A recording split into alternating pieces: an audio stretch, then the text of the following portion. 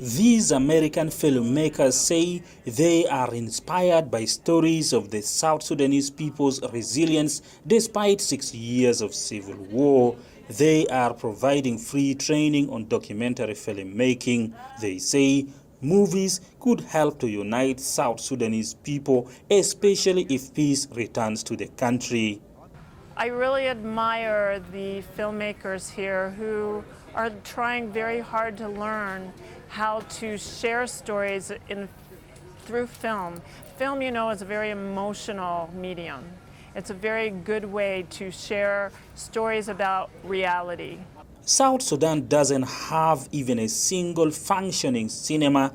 The only one that existed several years ago has been turned into a church after falling out of use because of the war. Filmmakers say they face many challenges here. Currently in the country, people don't understand the role of the film in development, the role of the film in change. No one is ready to put in his money to sponsor a film or documentary. If I'm in the field, I'll be threatened always. I'll always be threatened because most of people here, they don't know the work of the journalist or a photographer or a filmmaker. They don't think that the photographer or a filmmaker is another profession, like being a doctor, being an engineer, or being whatever you are. They just take it as is the.